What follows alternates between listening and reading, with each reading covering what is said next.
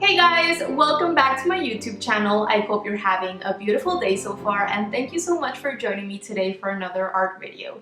In today's video, I'm going to be sharing my Christmas card making process, and this is basically the process that I follow whenever I am designing a Christmas card based on a watercolor painting or illustration that I create. I'm going to be sharing my watercolor painting process with you guys, as well as some key things that I always make sure to have in mind whenever I am creating an artwork to place it on a greeting card design. And then I'm also going to be explaining the key things that I do after I have scanned my painting and have opened my image in my photo editing software.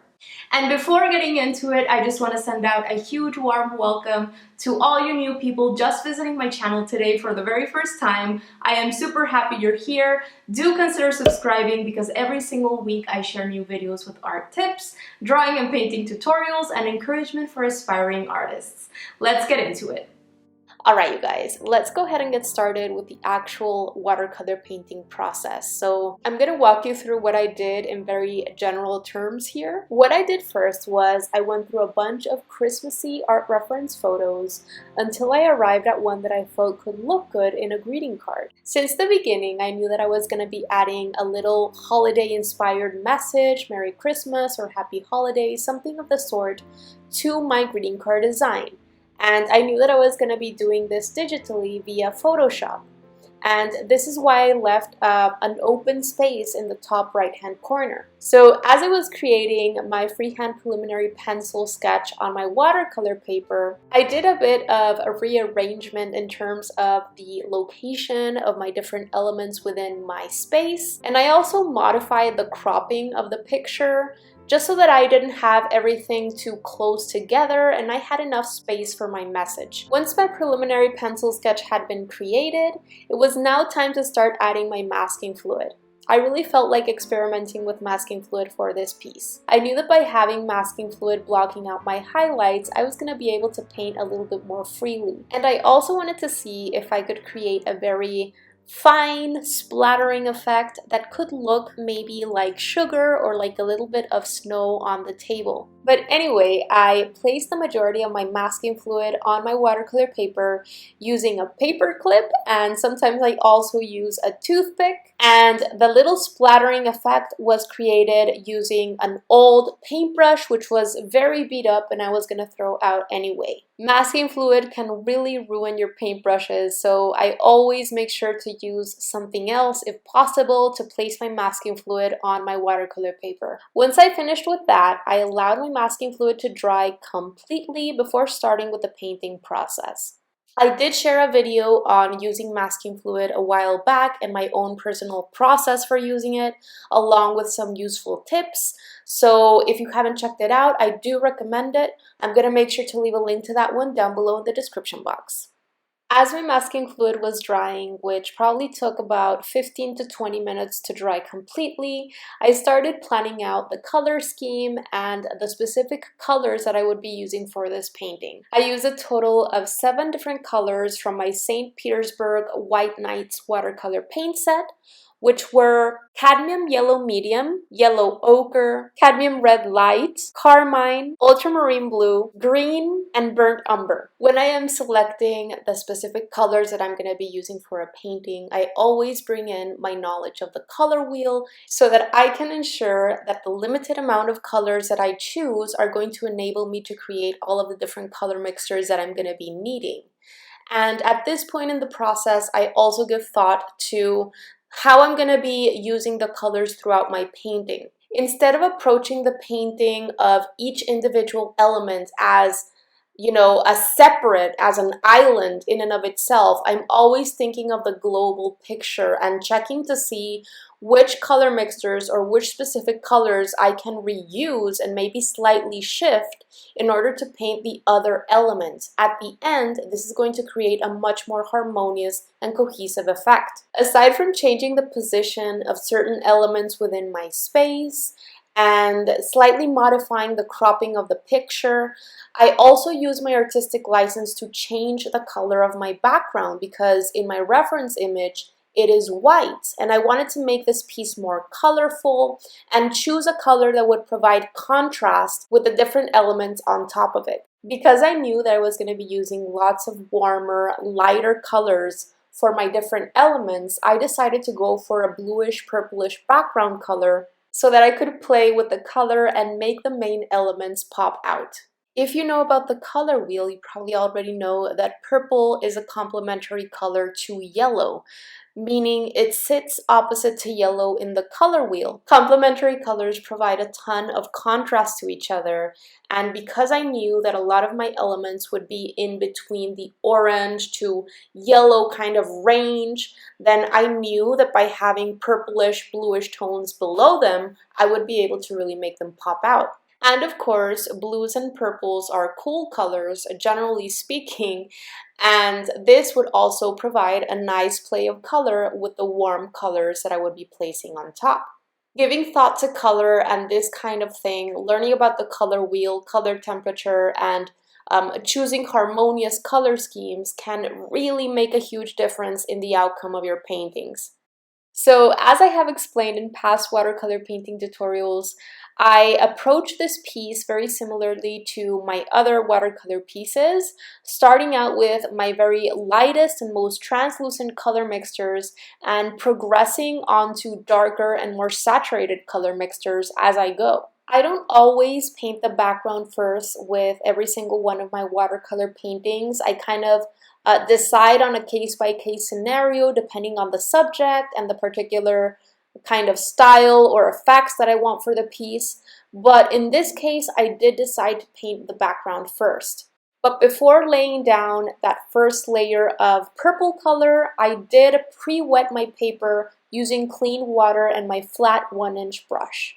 I took my time pre-wetting my watercolor paper, making sure that there was a nice even sheen all throughout, and then started depositing my pigment in the areas of cast shadow between or below my different elements. I kind of always start placing my pigment in the darkest areas that I'm able to perceive in my reference pictures. And I tend to do this whether I'm using wet on wet techniques or wet on dry techniques. This painting, like many other of my watercolor pieces, is definitely a mixture between wet on wet techniques, which I use for my first layers of paint, as well as my largest spaces. Wet on dry techniques as I start incorporating those second, third, and maybe even fourth layers of paint, and I want my pigment to stay more kind of enclosed in specific areas instead of blurring out.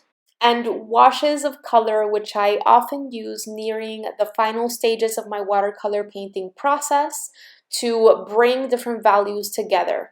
Sometimes I even use these kinds of washes of color after a previous layer of paint has dried completely to slightly modify color temperatures. In this one, you can really get a feel for how I like jumping around from element to element so that I can allow the previous layer of watercolor to dry before attempting to go back in and further darken or add details. As you continue on your watercolor painting journey, it's going to be easier and easier for you to decide on when you have to allow a certain area to dry completely before attempting to go in to fix anything, further darken areas, or add detail. Alright, so this painting is pretty much done, and after having allowed it to dry completely, I very carefully remove the masking tape and scan it at 600 dpi. You can also scan it at 300 dpi, but nothing less than that. Right here you can see that I've opened up my image in Photoshop, which is a photo editing software that I have. There are many others. There is even GIMP, which you can download for free for either Mac or PC. You can pretty much use any photo editing software that is going to allow you to do slight color corrections, increase the contrast, erase little hairs or lint which may have gotten caught in between the scanning bed and your painting, crop or resize the image to whatever size you're going to be using for your greeting card design. And of course, right here, you're going to see me also add some text in the form of a Christmas message to the upper right-hand corner. Because I'm going to be uploading this greeting card design onto my Society 6 shop, I look for the specific dimensions that they provide on their website for their products. Later on, I'm probably going to be creating another format for my Redbubble shop, which I'm sure has different product dimensions.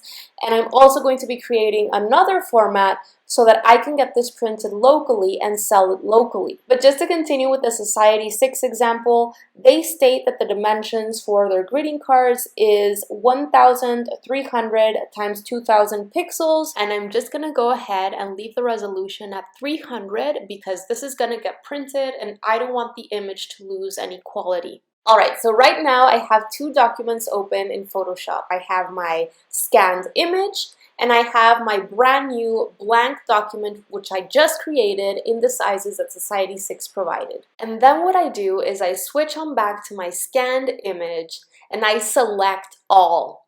I click on select in the top menu and then I click on all so that the entire image is selected for me. With your image selected, you then click on Edit in your top menu, you click on Copy. If you're using a Mac, you can also use Command-C as a shortcut. You then switch on back to your blank document and you click Edit, Paste. You can also use Command-V if you're using a Mac. Once I'm there, I select everything again by clicking Select All or Command-T. And then I just spend some time playing around with the framing and the sizing until I arrive at a couple of options that I like. Even though I scanned my painting at a very high resolution, I don't really like enlarging it past its original size. Sometimes I do enlarge a bit if I have to, for whatever reason, especially if I scanned at 600 dpi. But I really try to stay away from this because I don't really want my image to lose any quality. Once I have arrived at a nice size and nice placement within my space, it's now time to start adding in my holiday or Christmas inspired message. And the two fonts that you're going to see me use to add in this message are fonts that I bought via creativemarket.com. Creative Market is an amazing place to buy fonts and many other design elements. I am in no way an affiliate of Creative Market, but I do love using them for my own projects. I love having the calmness that just having the actual commercial license for a font brings me, because I do sell products online and locally, and I also love that I am valuing, I am supporting, and I am respecting other artists' work. And typing in your message is very simple in Photoshop. All you have to do is click on the T icon on your toolbar, which in my case is the little bar that appears to the left. With your text tool selected, what you're gonna do now is create a text box.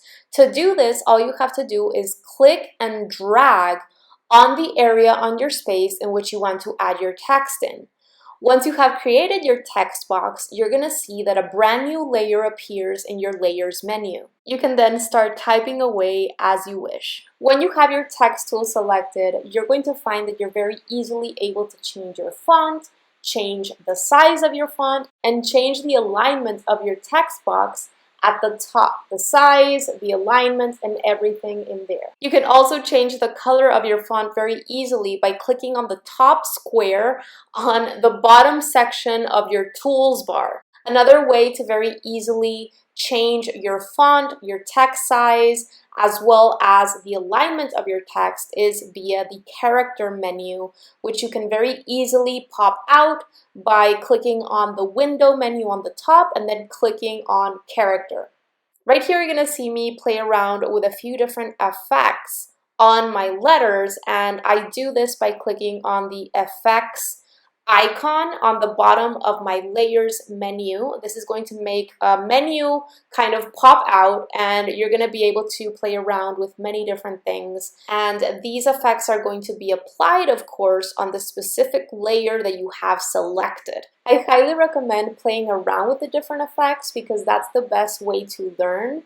However, in this particular situation, I really wanted my letters more legible. I really like the font, but it was a little bit too thin, so I wanted to see if I could add a stroke to make it look a little bit more bold or give the letters a little bit more thickness, or perhaps even add a little bit of shadow below it to make the letters really pop out. Once I'm done with my greeting card design, I go ahead and click File, save as. I give my card a name, and I save it onto my desktop as a PNG or a JPEG, which are the two types of formats that we're able to upload designs onto Society6 in. And then I decide to very quickly create a second variation of the same design with another font.